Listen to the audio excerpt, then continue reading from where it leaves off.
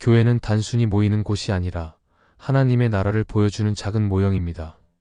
그렇기 때문에 교회가 건강하다는 것은 매우 중요한 의미를 가집니다. 건물이 크다고 해서 건강한 교회가 되는 것이 아니고 사람 수가 많다고 해서 영적으로 살아있는 교회가 되는 것도 아닙니다. 교회의 진정한 건강은 하나님 말씀에 뿌리를 두고 성도들의 삶 속에서 그 말씀이 살아 움직이는지를 통해 드러납니다. 교회가 건강하지 못하면 성도들의 신앙도 흔들리고 결국 세상 속에서 빛과 소금의 역할을 감당하기 어려워집니다. 그래서 우리는 우리 교회가 정말 하나님이 기뻐하시는 건강한 교회인지 늘 돌아봐야 합니다. 오늘은 교회가 건강한지를 확인할 수 있는 몇 가지 기준을 함께 살펴보려 합니다. 첫째, 건강한 교회는 어린아이부터 어른까지 모두가 말씀으로 양육됩니다. 교회가 건강하다는 것은 단순히 예배가 활발히 드려지고 프로그램이 많다는 것을 의미하지 않습니다. 진짜 건강한 교회는 성도의 나이나 신앙의 연륜과 상관없이 누구나 하나님의 말씀을 배우고 그 말씀 속에서 자라나는 공동체입니다. 왜냐하면 교회의 중심은 말씀이고 그 말씀을 통해서만 믿음이 생기고 성장하기 때문입니다. 로마서에서 믿음은 들음에서 난다고 하였고 그 들음은 그리스도의 말씀으로 말미암는다고 가르쳐 주었습니다. 따라서 건강한 교회는 말씀을 중심으로 모든 성도가 자라가도록 길을 열어줍니다. 아이들에게는 신앙의 기초를 세워주는 것이 필요합니다. 세상의 가치관과 혼란스러운 소리들이 아이들의 마음을 쉽게 흔들 수 있기 때문에 어릴 때부터 성경 이야기를 배우고 하나님이 어떤 분이신지를 알게 해야 합니다. 단순한 지식 전달이 아니라 하나님을 인격적으로 만날 수 있도록 안내하는 것이 중요합니다. 예를 들어 어린 사무엘이 성전에서 하나님의 부르심을 들었을 때 그는 어렸지만 하나님이 말씀하시는 음성을 알아들을 수 있는 준비가 되어 있었습니다. 건강한 교회는 이런 영적 민감함을 아이들에게 심어줍니다. 청소년들에게는 흔들리지 않는 정체성을 심어주는 것이 필요합니다. 학업과 진로, 친구 관계 속에서 많은 압박을 받는 시기에 하나님의 말씀은 나를 지으신 분이 누구시며 내가 어디에 속해 있는지를 분명히 알려줍니다. 그래서 건강한 교회는 청소년들이 말씀 속에서 자신의 정체성을 발견하고 세상의 가치가 아니라 하나님의 뜻을 선택하는 용기를 갖도록 돕습니다. 요셉이 청소년 시절 애굽에 팔려갔지만 하나님의 말씀과 함께 했기 때문에 유혹 앞에서 무너지지 않았던 것처럼 오늘의 다음 세대도 말씀이 붙들어줄 때 흔들리지 않는 믿음을 가질 수 있습니다. 청년들과 장년들에게는 삶 속에서 말씀을 실천하고 적용할 수 있도록 돕는 것이 중요합니다. 청년들은 새로운 도전과 기회 앞에 서 있으며 장년들은 가정과 직장, 사회에서 무거운 책임을 짊어지고 있습니다. 이때 하나님의 말씀은 단순한 지식이 아니라 삶의 길을 인도하는 등불이 됩니다. 건강한 교회는 말씀을 생활 속에 연결해주고 말씀을 붙들고 살아가는 구체적인 길을 안내합니다. 그래서 청년은 비전을 말씀 속에서 발견하고 장년은 문제 해결과 인내를 말씀을 통해 배우며 노년은 소망을 말씀 안에서 붙들게 됩니다. 노년의 성도들에게도 말씀은 여전히 필요합니다. 나이가 들수록 세상의 일에 힘을 잃고 때로는 외로움이나 허무감에 시달리기 쉽습니다. 그러나 건강한 교회는 노년의 성도들에게 말씀으로 위로하고 격려하며 여전히 하나님 나라의 일꾼으로 쓰임 받을 수 있도록 세워줍니다. 모세가 여든의 나이에 부르심을 받았듯이 나이와 상관없이 하나님은 말씀을 통해 새로운 사명을 주십니다. 또한 건강한 교회는 말씀 교육을 형식적이지 않게 만듭니다. 단순히 성경 공부를 위한 모임이 아니라 실제 삶의 변화로 이어지는 말씀 나눔이 되어야 합니다. 그래서 말씀을 배우면 관계가 바뀌고 말씀을 붙들면 결정이 달라지고 말씀 속에서 위로를 받으면 삶의 감사가 넘치게 됩니다. 성경이 단순한 책이 아니라 살아있는 하나님의 음성으로 경험되는 것이 바로 건강한 교회의 특징입니다. 더 나아가 건강한 교회는 모든 세대가 함께 말씀 안에서 연결되도록 합니다. 아이들은 어른의 삶을 통해 말씀의 본을 배우고 어른들은 아이들의 순수한 믿음을 보며 도전을 받습니다. 서로가 서로에게 말씀을 통해 영향을 주고받는 교회, 그것이 바로 건강한 교회입니다. 결국 건강한 교회는 연령과 상황에 관계없이 말씀으로 양육되는 교회입니다. 말씀이 중심에 있지 않은 교회는 겉으로는 활발해 보여도 속은 텅 비어 있을 수 있습니다. 그러나 말씀으로 세워진 교회는 세상 어떤 바람에도 흔들리지 않고 세대에서 세대로 믿음을 이어가는 힘을 가집니다. 그러므로 우리는 언제나 말씀을 중심에 두고 교회 안에서 모두가 함께 말씀을 배우고 살아내는 공동체가 되기를 소망해야 합니다. 둘째, 건강한 교회는 성도의 신앙을 단순히 숫자로 평가하지 않습니다. 교회가 건강한지를 확인할 때 많은 이들이 출석 인원이나 헌금, 액수 혹은 프로그램의 다양성 같은 외적인 수치를 먼저 떠올립니다. 물론 이런 요소들이 교회의 활동을 보여주는 지표가 될 수는 있지만 그것이 교회의 진정한 건강을 말해주지는 않습니다. 왜냐하면 교회의 본질은 건물이나 숫자가 아니라 하나님의 백성이 말씀과 성령 안에서 얼마나 살아 움직이고 있는가에 있기 때문입니다. 하나님이 보시는 교회의 기준은 사람의 눈에 보이는 규모가 아니라 성도 한 사람 한 사람의 영혼이 얼마나 주님과 깊이 연결되어 있는가에 달려 있습니다. 예수님께서는 많은 무리를 따르는 것을 목표로 삼지 않으셨습니다. 오히려 군중이 몰려들었을 때는 제자가 되는 길이 얼마나 좁고 힘든지를 강조하셨습니다. 십자가를 지고 자신을 따르라고 말씀하시며 그 길을 계산하고 결정하라고 하셨습니다. 그래서 건강한 교회는 무조건 많은 사람을 모으는 데 집중하지 않고 한 사람의 신앙이 말씀 안에서 뿌리 내리고 성장하도록 돕습니다. 작은 숫자라도 진실한 제자가 세워질 때 그 교회는 하나님이 기뻐하시는 공동체가 됩니다. 사도행전을 보면 초대 교회는 성령께서 더하게 하신 수를 기뻐했지 사람의 힘으로 숫자를 채우려 하지 않았습니다. 날마다 구원받는 사람이 늘어난 것은 그들의 프로그램 때문이 아니라 성령께서 역사하셨기 때문입니다. 초대 교회가 힘쓴 것은 말씀을 가르치고 교제하고 떡을 떼고 기도하는 일이었습니다. 그 결과 하나님께서 교회를 자라게 하셨습니다. 오늘날 교회도 마찬가지입니다.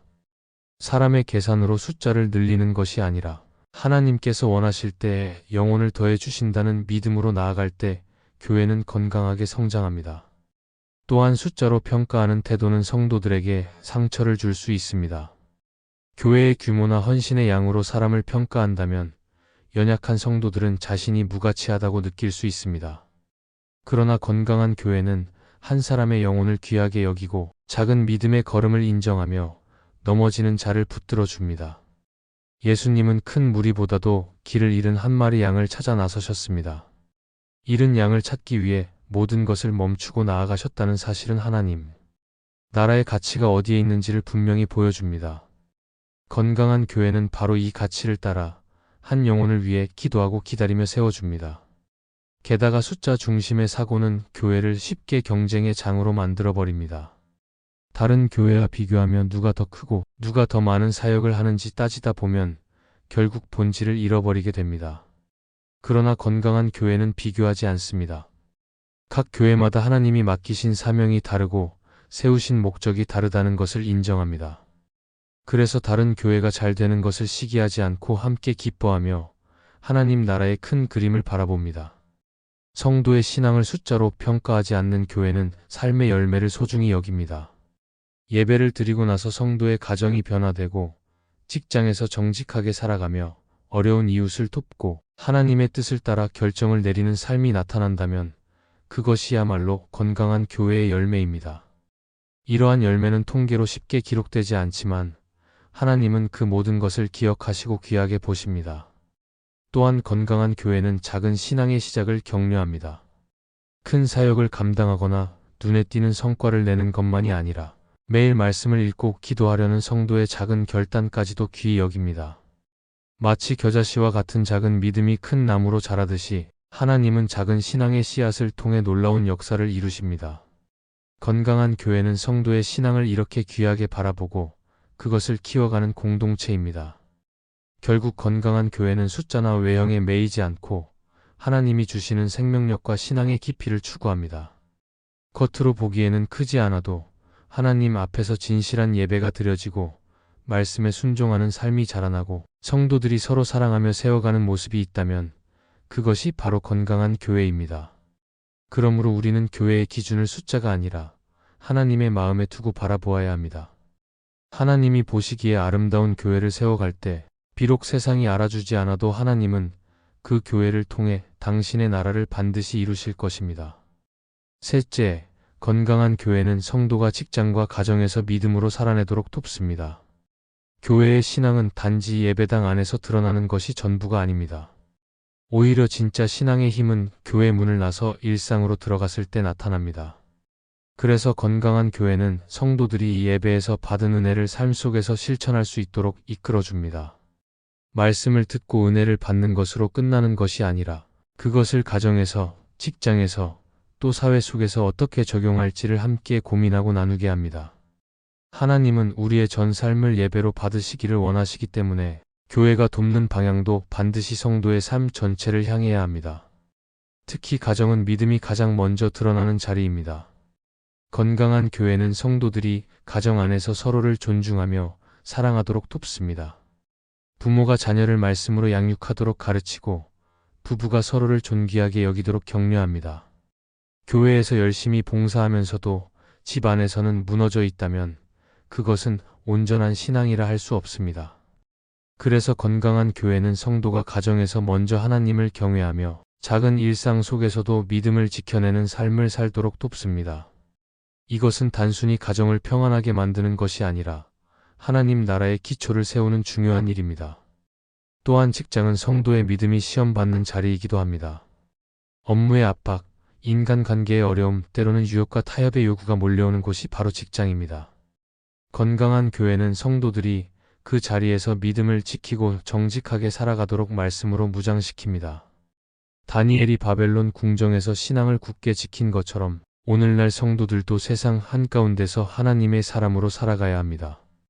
교회는 성도들이 직장에서 정직을 선택하고 불의에 타협하지 않으며 작은 일에도 성실하게 감당할 수 있도록 기도와 말씀으로 뒷받침해야 합니다. 그럴 때 성도의 삶이 세상 속에서 빛과 소금의 역할을 감당하게 됩니다. 건강한 교회는 또한 성도들에게 구체적인 삶의 적용을 알려줍니다. 단순히 추상적인 신앙을 가르치는 것이 아니라 말씀을 어떻게 현실에서 실천할지를 돕습니다. 예를 들어 말씀을 묵상한 후 그것을 일주일 동안 가정에서 실천할 수 있는 작은 과제를 주거나 직장에서 겪는 갈등을 말씀 안에서 어떻게 해결할지를 함께 나누는 것입니다. 교회가 이런 실제적인 도움을 줄 때 성도들은 신앙을 삶 속에서 살아낼 힘을 얻게 됩니다. 그리고 건강한 교회는 성도가 혼자가 아님을 느끼게 해줍니다. 믿음을 지키며 살아가는 일은 쉽지 않기 때문에 공동체의 격려와 기도가 필요합니다. 교회가 성도들의 이야기를 경청하고 함께 기도하며 작은 승리에도 기뻐해 줄 때 성도는 다시 세상 속으로 나가 힘있게 살아갈 수 있습니다. 서로의 삶을 나누고 함께 중보하는 것은 교회의 중요한 역할이며 이를 통해 성도들은 하나님 나라 백성으로서의 정체성을 더욱 굳건히 세워갑니다. 뿐만 아니라 건강한 교회는 성도가 실패했을 때도 다시 일어설 수 있도록 돕습니다. 직장에서 실수했거나 가정에서 믿음을 지키지 못해 낙심했을 때 교회가 비난하는 것이 아니라 은혜로 회복시키는 역할을 감당해야 합니다. 예수님께서 넘어지는 제자들을 끝까지 품으시고 다시 세우신 것처럼 교회도 성도를 끝까지 붙들고 일으켜 세워야 합니다.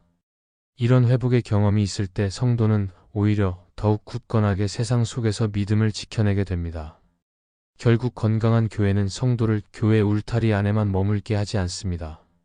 예배당에서 드린 예배가 월요일의 삶으로 이어지도록 돕습니다. 교회는 말씀과 기도로 성도를 세상 속으로 파송하고 그들이 삶의 현장에서 하나님의 사람으로 살아갈 수 있도록 돕는 것입니다. 성도가 가정에서 사랑을 실천하고 직장에서 정직을 선택하며 사회 속에서 하나님의 공의를 드러낼 때 그 교회는 참으로 건강한 교회라 할 수 있습니다. 그러므로 우리는 교회의 건강을 평가할 때 예배당 안에서의 모습뿐 아니라 성도들의 삶이 세상 속에서 어떻게 드러나고 있는지를 살펴야 합니다. 성도가 가정과 직장에서 믿음을 지켜내고 있다면 그것이야말로 교회의 참된 열매입니다. 하나님은 오늘도 교회를 통해 성도를 세우시고 성도를 통해 세상 속에서 당신의 나라를 이루십니다. 건강한 교회는 성도를 세상으로 내보내며 그들의 삶 전체를 하나님께 드려지는 산 제사로 이끌어갑니다. 넷째, 건강한 교회는 새로운 사람을 따뜻하게 품어냅니다. 교회는 본질적으로 하나님 나라의 공동체입니다. 따라서 그 안에 들어오는 누구든지 차별 없이 사랑으로 맞이하고 가족처럼 품어야 합니다. 그러나 때로는 교회가 오래 다닌 성도들 중심으로만 돌아가고 새로운 성도들이 소외되는 경우가 있습니다. 이런 모습은 하나님 나라의 성품과 거리가 멀고 오히려 교회의 본질을 훼손하는 것입니다. 건강한 교회는 낯선 이가 들어올 때 오히려 가장 따뜻하게 맞이하며 그들의 자리를 마련해 줍니다. 예수님께서 이 땅에 오셔서 잃어버린 자를 찾아 품으신 것처럼 교회도 언제나 새로운 이들을 환영하는 공동체가 되어야 합니다. 새로운 사람을 품는 것은 단순히 인사하고 자리를 안내하는 수준을 넘어섭니다. 그것은 마음 깊은 곳에서부터 환영의 태도를 갖는 것입니다. 건강한 교회는 그 사람이 어떤 배경에서 왔는지, 어떤 삶의 무게를 안고 있는지 살피며 공감하고 들어줍니다. 또한 필요하다면 실제적인 도움을 주며 그들의 삶에 관심을 기울입니다. 교회는 새로운 사람을 단순한 방문자가 아니라 하나님께서 보내신 귀한 선물로 여기며 그들을 세워나가는 데 힘씁니다. 교회 공동체 안에서 새로운 이들이 안전함을 느끼고 신앙적으로 성장할 수 있는 토양을 만들어가는 것이야말로 건강한 교회의 중요한 사명입니다. 예수님께서 말씀하신 선한 사마리아인의 비유를 떠올려 보면 교회가 어떤 태도를 가져야 하는지 분명해집니다. 사마리아인은 길가에 버려진 자를 지나치지 않았습니다. 오히려 그를 찾아가 상처를 싸매고 돌보았습니다. 건강한 교회 역시 새로운 이들이 상처 입은 상태로 올 때 그들을 외면하지 않고 적극적으로 다가가 사랑을 실천합니다. 이때 교회의 따뜻한 품은 단순한 친절을 넘어 하나님의 사랑을 전하는 로가 됩니다. 세상에서는 거절과 무시에 익숙했던 사람들이 교회에서 진심 어린 환대를 경험할 때 그들의 마음은 열리고 복음을 받아들일 준비가 됩니다. 팀 켈러는 그의 책 탕부 하나님에서 교회는 집 나간 탕자가 돌아왔을 때 달려나가 맞아준 아버지의 집과 같아야 한다고 강조합니다. 그는 교회가 스스로 의롭다고 여기는 사람들의 모임이 아니라 은혜가 필요한 사람들이 자유롭게 들어올 수 있는 공간이라고 말합니다. 이것은 교회가 새로 오는 사람들을 어떻게 맞아야 하는지 잘 보여줍니다. 교회가 따뜻하게 품을 때 사람들은 은혜를 경험하고 은혜 안에서 다시 살아날 힘을 얻게 됩니다. 그러나 새로운 사람을 품는 것이 항상 쉽지만은 않습니다. 그들이 교회의 문화에 익숙하지 않거나 기존 성도와 생각이 다를 때 어려움이 생길 수 있습니다. 때로는 기존 성도들이 불편함을 느끼기도 합니다. 하지만 건강한 교회는 이러한 도전을 성장의 기회로 삼습니다. 서로 다른 사람들이 모여 하나 되도록 돕는 과정은 힘들지만 바로 그 안에서 하나님의 나라가 드러납니다. 교회는 하나님의 은혜 안에서 서로를 이해하고 용납하며 다양성을 포용하는 훈련을 해나가야 합니다. 이것은 단순히 외부인을 받아들이는 차원을 넘어 교회 전체가 더 깊은 성숙으로 나아가게 하는 길입니다. 또한 건강한 교회는 새로운 사람들을 단순히 보호하는 것에 그치지 않고 그들이 공동체 안에서 사명과 역할을 발견하도록 돕습니다. 그들이 교회에 속했을 뿐 아니라 하나님 나라의 일꾼으로 부르심 받았음을 알게 하는 것입니다. 교회는 새로운 이들이 은사를 발견하도록 격려하고 작은 섬김부터 시작할 수 있는 자리를 열어줍니다. 처음에는 단순한 환영에서 시작했지만 시간이 지남에 따라 그들이 교회의 중요한 일원으로 자리 잡을 수 있도록 도와야 합니다. 그렇게 될 때 그들의 삶은 새로워지고 교회 공동체 전체도 더욱 풍성해집니다. 무엇보다 중요한 것은 새로운 사람을 품는 태도가 프로그램이나 사역의 한 부분으로만 끝나서는 안 된다는 것입니다. 그것은 교회의 본질적인 정신이 되어야 합니다. 예수님께서 언제나 죄인과 약자, 외로운 자 곁에 계셨던 것처럼 교회도 동일한 마음을 품어야 합니다. 그 마음이 교회의 문화가 될 때 자연스럽게 모든 성도가 새로운 이들을 따뜻하게 맞이하게 됩니다. 이로써 교회는 세상 속에서 소문나는 사랑의 공동체가 되고 하나님의 복음을 더욱 널리 전할 수 있게 됩니다. 따라서 건강한 교회는 새로운 사람을 향한 열린 마음을 잃지 말아야 합니다. 새로운 이들을 품는 것은 단순한 환대가 아니라 복음의 능력이 드러나는 순간입니다. 하나님께서는 교회를 통해 잃어버린 영혼을 불러 모으시고 그들을 새롭게 하십니다. 우리가 그 부르심에 충실히 응답할 때 교회는 건강하게 세워지고 하나님 나라의 확장을 경험하게 됩니다. 결국 교회의 건강은 얼마나 새로운 사람을 따뜻하게 품는가에 달려 있으며 그 따뜻함은 하나님의 사랑을 이 세상 가운데 드러내는 가장 확실한 증거가 됩니다. 교회는 하나님 나라를 보여주는 작은 모형입니다. 그래서 교회의 건강은 곧 성도의 삶과 직결됩니다. 우리가 함께 모여 예배드릴 때뿐 아니라 서로를 품고 돌보며 사랑할 때 교회는 참으로 빛을 발합니다. 교회의 모습이 완전하지 않을지라도 하나님께서 그 안에서 일하시며 연약한 우리를 통해 은혜를 흘려보내십니다. 주님께서 세우신 교회를 더욱 사랑하고 교회를 통해 하나님의 마음이 드러나기를 소망하며 나아가야 합니다. 이 말씀이 마음의 은혜가 되셨다면 좋아요와 구독으로 함께 해주세요. 그리고 댓글에 아멘이라고 남겨주시면 하나님의 은혜가 더 많은 사람들에게 전해질 것입니다. 여러분의 삶 위에 하나님의 은혜가 언제나 함께 하시기를 바랍니다. 감사합니다.